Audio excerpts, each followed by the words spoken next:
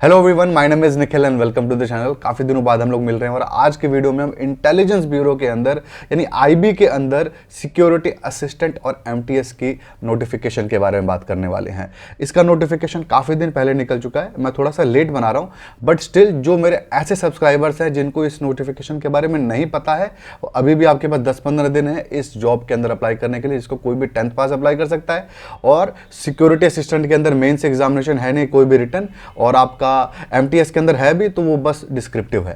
तो आइए वीडियो के अंदर चलते हैं और सारी डिटेल को हम लोग अच्छे से देखते हैं। आईबी यानी इंटेलिजेंस ब्यूरो यानी खुफिया विभाग के अंदर ये नौकरी है।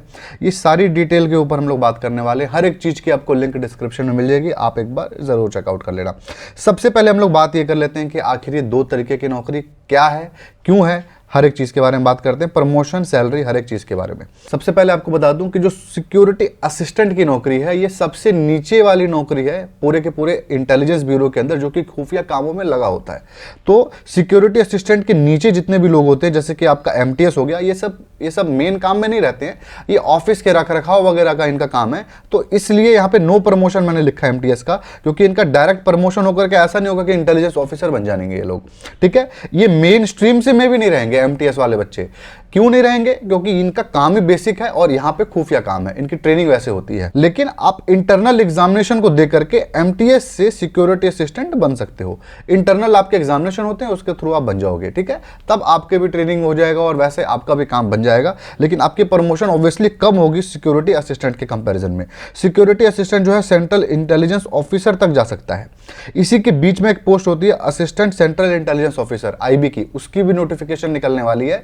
वो बहुत अच्छी नौकरी है, उसके बारे में मैं आपको बताऊंगा कि कैसे तैयारी करना है। वापस सिक्योरिटी असिस्टेंट पे हम लोग आ जाते हैं। तो यहाँ पे सिक्योरिटी असिस्टेंट आप बनते हो, नेक्स्ट प्रमोशन आपका जूनियर इंटेलिजेंस ऑफिसर 2 होता है, उसके बाद जूनियर इंटेलिजेंस ऑफिसर 1 और आपका रिटायरमेंट सेंट्रल इंटेलिजेंस ऑफिसर के ऊपर हो रहा होगा। कुछ लोग हैं जो इसके भी आगे जाते हैं, बट ज्यादातर लोग यहीं तक पहुंच पाते हैं, ठीक है। इसका काम क्या होगा? तो सिक्योरिटी असिस्टेंट का यहां पर जो पोस्ट निकली हुई है, एक एग्जीक्यूटिव भी निकलती है जो इसी साल जनवरी में निकली थी, बट उसको छोड़ दीजिए। ये आपका मोटर ट्रांसपोर्ट वाली नौकरी है। मोटर ट्रांसपोर्ट वाली जो आपकी नौकरी है, इसके अंदर आपको ट्रांसपोर्ट से रिलेटेड ही काम करना पड़ेगा, ठीक है। यानी ये गाड़ी चलाना भी पड़ सकता है, गाड़ी का मेंटेनेंस भी हो सकता है। आप जैसे सीनियर हो जाओगे तो आपको मैनेजमेंट का भी काम होगा, कौन सी टीम को कौन सी गाड़ी जानी है, किसको कौन सा ड्राइवर मिलना है, हर एक चीज का मेंटेनेंस का भी आपका काम हो जाएगा, मैनेजमेंट का भी काम हो जाएगा। तो जी बिल्कुल, यहाँ पे सोशल सिक्योरिटी वाली इस पोस्ट के अंदर, हर पोस्ट में नहीं, ये मोटर ट्रांसपोर्ट वाली पोस्ट है, इसके अंदर ये रिक्वायरमेंट है कि आपको गाड़ी चलाना पड़ सकता है, गाड़ी चलाना आना चाहिए। एमटीएस आपका ऑफिस के रखरखाव का काम है, ऑफिस का रखरखाव आपको करना है। सैलरी की बात करें तो सिक्योरिटी असिस्टेंट लेवल 3 की नौकरी है और आपका लेवल 1 की नौकरी है एमटीएस वाला। सिक्योरिटी असिस्टेंट की जो सैलरी है आप देख सकते हो, ये पे बैंड है और ये पे बैंड है। इन हैंड सैलरी की बात कर लेते हैं तो 38,000 से आपका 42,000 सिक्योरिटी असिस्टेंट का होगा और 28 से 32,000 रुपये, डिपेंडिंग अपॉन कि आपकी पोस्टिंग कहाँ होती है, आपकी एमटीएस स्टाफ का होगा, ठीक है। ये आपको ने देख लिया, ये आपका नॉन गेजेटेड पोस्ट है। हाँ, प्रमोशन होकर के सेंट्रल इंटेलिजेंस ऑफिसर जैसे बन जाओगे ना, ये आपकी गेस्टेड रैंक शुरू हो जाएगी यहाँ से, ठीक है। तो हमने पहले देख लिया जॉब प्रोफाइल, आपको अच्छा लगता होगा तभी आप वीडियो को कंटिन्यू करिए, इसकी प्रोफाइल अच्छा लग रहा होगा तो। और जो भी लोग इंटरेस्टेड होंगे इस नौकरी के अंदर, वो अगर मॉक टेस्ट ढूंढ रहे होंगे तो 121 मॉक टेस्ट मेरे वेबसाइट पे अवेलेबल है पहले से ही, जिसमें आपका sectional, current affairs, previous year papers और ये हमारा फुल फ्लेज मॉक टेस्ट है। ये सारा आप दे सकते हो मात्र 99 रुपये में आपके लिए अवेलेबल है। आप लिंक डिस्क्रिप्शन में क्लिक करिए, आपका इसका और ICAI होगा जो आपको नोटिफिकेशन निकलने वाला है, वो सारा आपको मिल जाएगा सिर्फ 99 रुपीज़ में। लिंक डिस्क्रिप्शन में है, noornikhil.in हमारी वेबसाइट है। इंपॉर्टेंट डेट्स के ऊपर आ जाते हैं हम लोग। देखिए मैं आपको बता चुका हूँ, इसका नोटिफिकेशन पहले निकल चुका था, तो 14 अक्टूबर को इसका नोटिफिकेशन आउट था। फॉर्म भरने का लास्ट डेट आपका 13 नवंबर है, तो आपके पास अभी भी अच्छा खासे 14-15 दिन बचे हुए हैं, ठीक है। और आपका फी पेमेंट करने का जो आपका लास्ट डेट है वो है 16 नवंबर। लेकिन ये आपका ऑफलाइन वालों बच्चों के लिए, जो चालान के थ्रू भरते हैं, वो ऑनलाइन वालों के लिए 13 नवंबर ही है।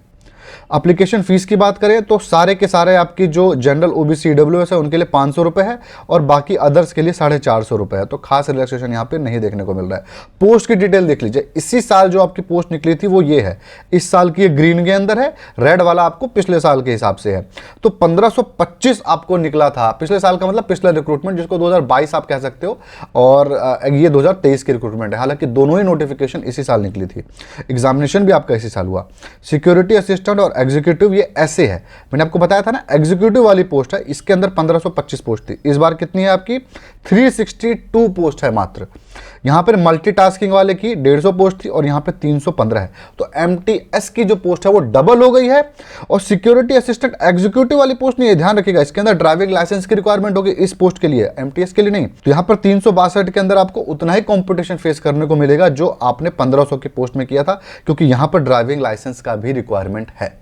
ठीक है, तो यहां पर बहुत ज्यादा आप मत सोचिए। हालांकि एग्जीक्यूटिव वाली पोस्ट ज्यादा अच्छी पोस्ट है, इसको मैं और सुपीरियर पोस्ट कहता हूं, क्योंकि इसके अंदर काम का जो एरिया और वाइड हो जाता है। ये सिर्फ ट्रांसपोर्ट के अंदर ही रहेगा, डिपार्टमेंट के अंदर, ये किसी के अंदर भी आपका जा सकता है, किसी भी डिपार्टमेंट के अंदर जा सकता है। अब हम लोग आ जाते हैं इंपॉर्टेंट चीज के ऊपर, यहाँ पे पोस्ट क्या है। जैसे आपने पोस्ट तो देख लिया ना कि 362 है, 315 है। अब ये किस हिसाब से डिवाइडेड है और आपको किस हिसाब से अप्लाई करना है, ध्यान से सुनिएगा। ये जो नौकरी है आपको अप्लाई तो राज्य के हिसाब से और डोमिसाइल के हिसाब से करना है, लेकिन चूंकि ये नौकरी ऐसी है कि सेंट्रल गवर्नमेंट की नौकरी है, तो पूरी पोस्टिंग तो आपके कहीं पे भी कर देंगे। क्यों कर देंगे? क्योंकि मान लीजिए आपने केरला से अप्लाई किया या आपने साउथ में कहीं से भी अप्लाई किया, मान लीजिए आपको तमिल भाषा बहुत अच्छे से आती है, लेकिन आपका मिशन रिक्वायरमेंट ये करता है कि गुजरात में एक ऐसा ग्रुप है जो कि तमिल बोलता है, तो वहां पर आपको भी पोस्टिंग भेज सकते हैं कि वहां पर आप कम्युनिकेट करिए इंटेलिजेंस ब्यूरो के लिए। ठीक है, तो पोस्टिंग इसके अंदर पूरी की पूरी देश में कहीं हो सकती है, बट 99% आप लोकल ही रहते हो, क्योंकि लोकली ये लोग छुप करके रहते हैं, कोई इसमें दिखावा नहीं होता। एक चीज बता दूं, इस नौकरी में कोई दिखावा आप नहीं कर सकते हो। शादी हो रही होगी तो आप आई कार्ड तक नहीं दिखा पाओगे अपना, आप कुछ भी नहीं कर सकते हो, ना कोई वर्दी होती है, ना ही किसी को बता सकते हो, आपका थोड़ा दब के रहना पड़ता है। एमटीएस वाला बंदा बता सकता है, वो भी नहीं बताना है उसको भी, ये मतलब उसका प्रोटोकॉल होता है कि उसको भी कुछ नहीं बताना है, बट वो बता भी दे तो कोई फर्क नहीं पड़ता। बट सिक्योरिटी असिस्टेंट किसी को नहीं बता सकता है कि वो क्या काम करता है, क्या नहीं करता है। थोड़ी शादी में भी प्रॉब्लम होती है बच्चों की। ठीक है, तो आपको समझ में आया कि पोस्टिंग पूरे देश में कहीं से भी हो सकती है, लेकिन आपको अपने राज्य से अप्लाई करना है जहां के आप डोमिसाइल हो। तो राज्य में भी किस हिसाब से अप्लाई करना है और क्या इन दोनों पोस्ट को अप्लाई कर सकते हैं? जी हाँ, आप एक राज्य में इन दोनों ही पोस्ट को एक साथ अप्लाई कर सकते हो। फीस एक्स्ट्रा नहीं लगेगी, एक ही फीस के अंदर आपका ये हो जाएगा। आप ध्यान से देखो आपको क्या दिख रहा है, मैं स्क्रीन से हट जाता हूं। तो ये देखिए लाल में आपका पिछले साल का पोस्ट है, इसके अंदर मैं बस एक बार दिखा देता हूं कि क्या क्या निकला था। जैसे दिल्ली का आप देख लो 266 पोस्ट था, चेन्नई में 108 पोस्ट था, तो काफ़ी ज़्यादा पोस्ट निकली हुई थी। अब हम वापस आ जाते हैं हमारे इसके ऊपर जो इस साल निकला हुआ है। अब आप ध्यान से देखिए यहाँ पर क्या है, यहाँ पर आप देखिए लिखा हुआ है सब्सिडरी इंटेलिजेंस ब्यूरो, SIB। जो भी मेन ऑफिस होता है ना, उसके अलावा हर राज्य में, हर डिस्ट्रिक्ट के अंदर SIBs बने होते हैं, यानी सब्सिडरी बने होते हैं इंटेलिजेंस ब्यूरो के, खुफिया विभाग के। इनको ऑफिस के बारे में किसी को नहीं पता होता कि क्या एड्रेस होता है, ये ऐसे ही नॉर्मल बिल्डिंग में आपको दिख जाएंगे, किसी भी बेनामी बिल्डिंग के अंदर होंगे लोग। ठीक है, तो आप किसी एक ही SIB के अंदर अप्लाई कर सकते हो, ये बात आप ध्यान से सुनना। आप किसी एक ही SIB से अप्लाई कर सकते हो। एक राज्य में अगर 3 SIB है तो उसके अंदर भी आप सिर्फ और सिर्फ एक ही SIB से अप्लाई कर पाओगे। आप अगर बेंगलुरु से अप्लाई कर रहे हो तो अमृतसर से नहीं कर सकते, आपको समझ में आया? अहमदाबाद से कर रहे हो तो अगरतला से आप नहीं कर सकते। और ध्यान से पोस्ट देखिएगा अप्लाई करते वक्त। मान लीजिए आपने OBC के लिए अप्लाई, आप OBC हो, OBC का आपको फायदा उठाना है, लेकिन आपने अगरतला से अप्लाई कर दिया जहां पे OBC की पोस्ट तो 0 पड़ी हुई थी, तो क्या फायदा? फिर आप जनरल में ही आपको उठा के फेंक देगा, तो जनरल से ही अप्लाई करना। ठीक है, तो SIB जरूर देख लेना। लेकिन अगर एक राज्य में एक ही SIB है तब तो बात ही हटा दीजिए आपका, फिर तो क्या ही आप कर सकते हो, फिर तो आपको जो भी होगा अप्लाई करना ही पड़ेगा। MTS के अंदर भी आप पोस्ट देख लेना, इसके अंदर भी देख लेना, आप दोनों के लिए अप्लाई कर देना। दोनों के लिए अप्लाई करने के लिए कोई एक्स्ट्रा फीस देने की जरूरत नहीं है। तो आपको समझ में आया, एक ही SIB से आपको अप्लाई करना है। और ये आपकी पोस्ट दिख रही होगी। दिल्ली के अंदर आपने देखा था कितनी ज़्यादा पोस्ट थी, इस बार देखो कितनी कम है, 98 MTS में है, 93 आपकी MTS की तो खैर बहुत ज़्यादा है, और आपकी जो सिक्योरिटी असिस्टेंट है उसकी मात्र 93 है, जबकि यहाँ पर देखिए हमने 266 पोस्ट देखी थी। ठीक है, लेकिन ये मोटर ट्रांसपोर्ट वाली पोस्ट भी है, तो भी इसमें कोई बात नहीं है। 20 आपका ये SIB हो गया, और टोटल 36 SIB हैं। हर एक राज्य में कोई ना कोई SIB आपको मिल ही जाएगा। आपको समझ में आ गया? नेक्स्ट स्लाइड पे आते हैं, एलिजिबिलिटी क्राइटेरिया को देख लेते हैं। एलिजिबिलिटी क्राइटेरिया में एक चीज आपको साफ साफ बता दूं, कोई भी 10th पास इसके अंदर अप्लाई कर सकता है। एजुकेशन के अंदर कोई भी आप डाउट मत रखिएगा, कोई एक्स्ट्रा इसके अंदर रिक्वायरमेंट नहीं है। 10th में क्या परसेंटेज आए थे कोई फर्क नहीं पड़ता, 10th आपने कब पास किया था कोई फर्क नहीं पड़ता, 10th आपने करस्पॉन्डेंस से किया था तो भी कोई फर्क नहीं पड़ता, क्या कंपलसरी मैथ था कि नहीं, इंग्लिश था कि नहीं, कोई फर्क नहीं पड़ता। 33% हो 93% हो, आप अप्लाई कर सकते हो। स्टेट बोर्ड से हो, CBSE से हो, आप अप्लाई कर सकते हो, कोई एक्स्ट्रा रिक्वायरमेंट नहीं है। अब हम लोग आ जाते हैं वापस। तो यहां पर देखिए जो मैं आपका एजुकेशन क्वालिफिकेशन बताया 10th क्लास का, ये आपका MTS पे तो पूरा सटीक है, और आपका जो दोनों ही पोस्ट के लिए एक्चुअली ये सटीक है। एजुकेशन तो इससे ज्यादा किसी में भी नहीं चाहिए, लेकिन MTS का बस इतना ही रिक्वायरमेंट है। सोशल सिक्योरिटी के अंदर एजुकेशन के अलावा एक रिक्वायरमेंट और है, जो कि आपका है ड्राइविंग लाइसेंस का, और लाइसेंस आपका कम से कम 1 साल पुराना होना चाहिए। आप नया लाइसेंस लेकर के अप्लाई नहीं कर सकते हो, क्योंकि इसके अंदर 1 साल का एक्सपीरियंस मांग रहा है ड्राइविंग का। कोई लेटर सबमिट करने की जरूरत नहीं है, एक्सपीरियंस मांग रहा है, आपको चलाना आना चाहिए। और यानी इसका मतलब ये कि लाइसेंस 1 साल कम से कम पुराना होना चाहिए, तभी तो आपने 1 साल का एक्सपीरियंस लिया होगा ना। लर्निंग ही लाइसेंस अगर 1 साल पुराना हो और आपका मेन लाइसेंस 8 महीना पुराना हो तो भी काम चल जाएगा, लेकिन लर्निंग भी आपका कम से कम 1 साल पुराना होना चाहिए ही चाहिए। आपको ये समझ में आया? तो बस यही था आपका रिक्वायरमेंट। एजुकेशन के अंदर कुछ भी नहीं है, बाकी सब चीजें भूल जाइए और कोई भी एक्स्ट्रा रिक्वायरमेंट नहीं है। एज की बात कर लेते हैं, तो आप सिक्योरिटी असिस्टेंट में 27 ईयर्स तक अप्लाई कर सकते हो और 18 से 25 साल है आपका एमटीएस का, और आपको ओबीसी का 3 साल, एससी एसटी का 5 साल जो आपको रिलैक्सेशन मिलता है वो यहां पर भी आपको मिलने वाला है। सेम सेंट्रल गवर्नमेंट की नौकरी है तो सेम वैसा ही सब कुछ रहने वाला है। कुछ आपके डाउट है क्लियर कर देता हूं। कोई भी 10th पास इसके अंदर अप्लाई कर सकता है। डोमिसाइल सर्टिफिकेट चाहिए आपको, जिस भी राज्य में अप्लाई आप कर रहे होगे वहां का डोमिसाइल आपको होना जरूरी है, वहां का सर्टिफिकेट चाहिए। फाइनल ईयर के बच्चे अप्लाई नहीं कर सकते हैं, यानी 10th अपीयरिंग नहीं, 10th पास ही बच्चे यहां पे अप्लाई करेंगे। इसके बाद आपको लोकल लैंग्वेज का नॉलेज होना चाहिए, यानी जो भी आप राज्य में अप्लाई कर रहे होगे वहां पर राज्य की ऑफिशियल लैंग्वेज होगी। जैसे आप साउथ में जाते हो तो आपकी साउथ की भाषा होगी, गुजरात में जा रहे हो गुजराती आपको आनी चाहिए, आप दिल्ली में हो तो हिंदी या इंग्लिश आना चाहिए, यूपी में हो तो हिंदी इंग्लिश आना चाहिए, आप कश्मीर में हो तो हिंदी का भी काम चल सकता है आपका, और वहां की लोकल भाषा भी आपको आती हो तो काम आपका चल जाएगा। तो एक राज्य में कई भाषाएं भी होती हैं और एक सिंगल भाषा भी होती है, तो आपको वहां की लोकल लैंग्वेज आना चाहिए, जहां से भी अप्लाई कर रहे हो वहां के डोमिसाइल भी होना चाहिए। और आपका ऑल इंडिया पोस्टिंग होगी, आपने कहीं से भी राज्य से अप्लाई कर दिया, पोस्टिंग आपके पूरे देश में कहीं पे भी कर सकते हैं, लेकिन 99% आप अपने राज्य में ही रहोगे। ठीक है, यह आपके एग्जामिनेशन सेंटर है, आपके सेंटर हर एक जगह अवेलेबल है, आप कहीं से भी एग्जामिनेशन दे सकते हो। प्लीज चैनल को आप सब्सक्राइब कर लो, इस वीडियो को भी लाइक कर दो, कोई फायदा मिला होगा तो, और लिंक डिस्क्रिप्शन में आपके लिए अवेलेबल है। टेलीग्राम ज्वाइन कर सकते हो, और भी जितनी भी चीज़ें आपको ज्वाइन करने का मन है आप ज्वाइन कर सकते हो, और जो भी चीज़ें बात कर रहा हूँ ना सबकी लिंक भी आपको डिस्क्रिप्शन में मिल जाएगी। एग्जामिनेशन पैटर्न के ऊपर आ जाते हैं, आखिर कौन से प्रोसेस से गुजर के आपकी नौकरी लगने वाली है। आईबी एग्जीक्यूटिव जो आपको बताया था ना इस साल निकला था, उससे इसका पैटर्न थोड़ा सा अलग है, आपको बताऊंगा क्या अलग है। प्रीलिम्स एग्जामिनेशन इसके अंदर होगा सबसे पहले, जो कि कॉमन होगा दोनों ही। डिस्क्रिप्टिव होगा आपका सिर्फ और सिर्फ एमटीएस के लिए, और इंटरव्यू होगा आपका सिक्योरिटी असिस्टेंट के लिए। यानी मेंस एग्जामिनेशन नहीं है सिक्योरिटी असिस्टेंट के अंदर, सिर्फ और सिर्फ इंटरव्यू है, और एमटीएस के अंदर आपका डिस्क्रिप्टिव है, इसके अंदर भी मेंस एग्जामिनेशन देने की जरूरत नहीं है। सेक्शनल कट ऑफ यहां पर नहीं है, और इसका बहुत एडवांटेज भी है, आपको बताऊंगा थोड़ी देर में। और 1/4 आपकी नेगेटिव मार्किंग है प्रीलिम्स एग्जामिनेशन के अंदर। आ जाते हैं हम लोग एग्जामिनेशन पैटर्न के ऊपर। पैटर्न आप ध्यान से देखिएगा। सबसे पहले टायर 1 है जो कि कॉमन है, आपने दोनों पोस्ट के लिए अप्लाई करो या एक पोस्ट के लिए अप्लाई करो कोई फर्क नहीं पड़ता, आपको ये पेपर देना ही है, जिसमें आपका जनरल अवेयरनेस 40 मार्क्स का है, आप देखो यहाँ पे, और 40 क्वेश्चन भी आएंगे। आपका क्वांट 20 का है, आपका रीजनिंग 20 का है, और इंग्लिश आपको 20 का है। इसके अंदर कोई सेक्शन वाइज आपको पास होने की जरूरत नहीं है। तो आपका मैथ अगर वीक है आप हटा भी दो, तभी भी 80 में से आपको स्कोर करना है, और इसका कट ऑफ कम जाता है। आपको मैं बता दूं पेपर थोड़ा सा टफ भी नहीं कहूंगा, थोड़ा सा अटपटा सा कभी कभी आ जाता है जनरल अवेयरनेस का, स्पेशली कुछ ऐसे फिक्स नहीं है, कुछ ऊपर नीचे हो सकता है इसके सिलेबस के अंदर। तो कुल मिला के बात ये कि अगर आपका मैथ वीक है तो यहाँ पर आपको ये एग्जामिनेशन हेल्प कर सकता है, क्योंकि 20 मार्क्स का 2-4 नंबर भी कर दिया, 80 में से आपने 50 स्कोर कर दिया, आपका कट ऑफ बहुत इजीली निकल जाएगा। ठीक है, तो ये आपने देख लिया सारा का सारा सेक्शन वाइज क्या है। 1/4 यहाँ पे नेगेटिव मार्किंग है, 1 घंटा यानी आपको 60 मिनट मिलेगा टोटल टाइम यहाँ पे।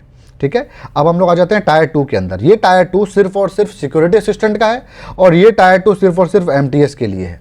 ठीक है, सिक्योरिटी असिस्टेंट का जो टायर 2 है वो आपका इंटरव्यू है और ड्राइविंग टेस्ट है। आपका ड्राइविंग टेस्ट लेंगे ये लोग, और इंटरव्यू लेंगे कि आपका मतलब कि आप कैसे हो पर्सनालिटी वाइज, आप इंटेलिजेंस ब्यूरो के लिए सूट कर रहे हो कि नहीं, क्योंकि यहाँ पर करेक्टर वाला आदमी चाहिए होता है इस नौकरी के लिए, करेक्टरलेस आदमी नहीं चाहिए। करेक्टरलेस मतलब वैसा करेक्टरलेस नहीं, उसका जिसका ईमान धर्म ना हो, जो अपने आप को बेच ना सके, वो इंटरव्यू मतलब देखेंगे ये लोग। तो यहाँ पर आपका 50 नंबर का होगा, जिसमें आपका 40% मार्क्स लेके आना कंपलसरी है, इससे कम वाले को फेल ही कर दिया जाएगा। और मेरिट जब आपकी बनेगी सिक्योरिटी असिस्टेंट की, तो टायर 1 के मार्क्स भी जाएंगे, और ये आपका इंटरव्यू का मार्क्स भी वहां पर जोड़ा जाएगा। तो ड्राइविंग टेस्ट प्लस इंटरव्यू आपका होगा। टायर 2 के अंदर आपका एमटीएस और जनरल वाला जो हमारा पोस्ट है, इसके अंदर क्या होगा, डिस्क्रिप्टिव पेपर होगा, 1 घंटे का पेपर होगा, और आपके 50 मार्क्स का टोटल आपका ये पेपर होगा। इसके अंदर आप देख सकते हो सारा चीज लिखा हुआ है, इंग्लिश का ही बेसिकली आपका ये लोग पेपर लेने वाले हैं, और आपका ये पेन पेपर मोड से होने वाला है। ठीक है, तो ये आपका एक पेपर होगा। तो ये था हमारा सारा पैटर्न एमटीएस के लिए प्रीलिम्स। और ये हाँ, एमटीएस की जो कट ऑफ है वो इसके अंदर नहीं है, डिस्क्रिप्टिव से ऊपर कोई मतलब नहीं है। एमटीएस का कट ऑफ सिर्फ और सिर्फ प्रीलिम्स के ऊपर ही बनेगा।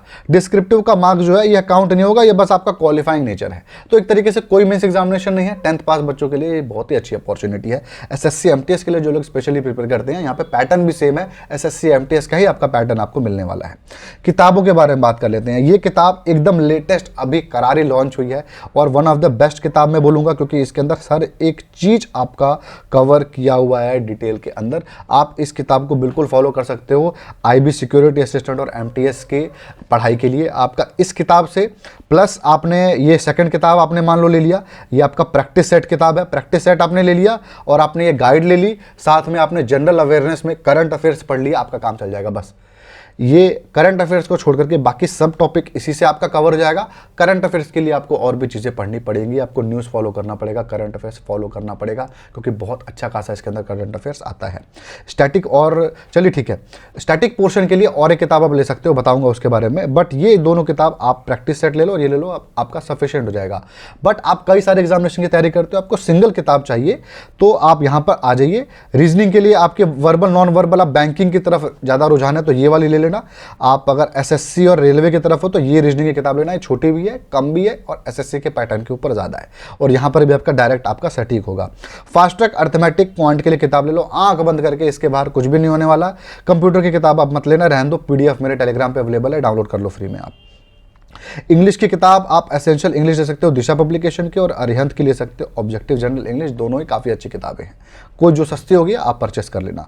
सिलेबस के ऊपर आ जाते हैं, जनरल अवेयरनेस आप कह लो, जनरल स्टडीज़ कह लो। हाँ, मैं आपको बता दूं, पिछला जो आपका एग्जामिनेशन था ना, उसके अंदर क्या होता था, एग्जीक्यूटिव के अंदर एक आपका बीच में मेंस एग्जामिनेशन होता था, ठीक है। आपका सिक्योरिटी असिस्टेंट के लिए मेंस एग्जामिनेशन होगा और 50 नंबर का वो होगा और 50 का इंटरव्यू होगा, तो वो आपका यहां पर हट चुका है। तो 100 नंबर का जहां पे आपको प्रीलिम्स के बाद आपको पेपर देना पड़ता था, वहां पर ये हट चुका है और सिर्फ 50 नंबर का आपका पेपर होने वाला है। दूसरी बात यहां पर अच्छी क्या है कि यहां पर बता दिया है कि किस सेक्शन में कितना मार्किंग होगी, और जनरल अवेयरनेस कह करके यहां पर आपको 40 लिख दिया गया है। पहले जनरल अवेयरनेस और आपका जनरल स्टडीज करके दो अलग अलग टॉपिक लिखा करते थे। कहने का मतलब इनका यह था कि 20 नंबर का करंट अफेयर्स, 20 नंबर का स्टैटिक हम लोग पूछने वाले हैं, ठीक है। अब हम लोग वापस आ जाते हैं सिलेबस पे। आप लोग देख लो, करंट अफेयर्स आप लोग देख लो, 6 मंथ का आपको पढ़ना है, यही 20 नंबर का अकेला आएगा और बाकी 20 नंबर का आपका ये सारा चीज़ आएगा। अब हम लोग आते हैं नेक्स्ट पे। नेक्स्ट आपका रीजनिंग का सिलेबस आप लोग देख लो, प्योर आपका एसएससी का पैटर्न है एकदम बिल्कुल ही। क्वांट का भी आप लोग देख लो, ये भी आपका सेम एसएससी के पैटर्न के ऊपर ही आएगा। इन सब की आपको लिंक डिस्क्रिप्शन में, जो ये पीडीएफ है ना जिसमें जो चल रही है स्लाइड, आप इसको डाउनलोड कर सकते हो, लिंक दे दूंगा डिस्क्रिप्शन में टेलीग्राम का। टेलीग्राम पे आप जाओ तो फॉलो कर लो, ढूंढने की सर्च कर लेना, 40,000 से ज़्यादा फॉलोवर होंगे वहाँ पे, आप वहाँ से इस पीडीएफ को डाउनलोड कर सकते हो। तो ये हो गया हमारा सिलेबस जिसको आप डाउनलोड कर सकते हो। कट ऑफ की बात करें तो ये 2019 के कट ऑफ मैं आपको दिखा रहा हूँ। कट ऑफ आप देख लीजिए, यहाँ पर ये कट ऑफ है, तो 35 नंबर आप मैक्सिमम पकड़ के चलिए, तो 35 नंबर आपका कट ऑफ है। लेकिन इस साल आप ये लेकर के मत चलिए 35, आप लेकर चलिए 45 नंबर का कट ऑफ। इसके हिसाब से अपनी तैयारी करिए, 45 से 50 के आप नीचे मत सोचिएगा कट ऑफ जाएगा, ठीक है। ये आप कट ऑफ लेकर के चलिए इसके अंदर। और अपने कुछ डाउट होते हैं, क्लियर कर देता हूँ। क्या एक से ज़्यादा पोस्ट के लिए अप्लाई कर सकते हैं? जी हाँ, आप दोनों पोस्ट के लिए अप्लाई कर सकते हो, लेकिन किसी एक ही एसआईबी से, अलग अलग राज्य से नहीं। क्या डिफरेंट स्टेट से अप्लाई कर सकते हैं? नहीं कर सकते हैं, क्योंकि आप जहाँ के डोमिसाइल हो वहीं से अप्लाई कर सकते हो। फाइनल ईयर के बच्चे अप्लाई कर सकते हैं तो नहीं कर सकते हैं। सब आपके डाउट मैंने क्लियर कर ही दिए हैं। तो आपको इस नौकरी के बारे में सब कुछ मैंने बता ही दिया। आई होप कुछ तो फायदा आपको मिला होगा। सारे लिंक आपको डिस्क्रिप्शन में मिल जाएगी, नोटिफिकेशन डाउनलोड करना हो या कोई भी लिंक जो भी है सब कुछ आपको डिस्क्रिप्शन में मिल जाएगा। तो यही था आज की वीडियो में। आई होप आपको इस वीडियो से फायदा मिला होगा। फायदा मिला तो वीडियो को लाइक जरूर करें, कमेंट करें अपने डाउट को, और अगर आपको ऐसे और वीडियोज देखने होंगे तो आप चैनल को भी जरूर सब्सक्राइब करें। Thank you.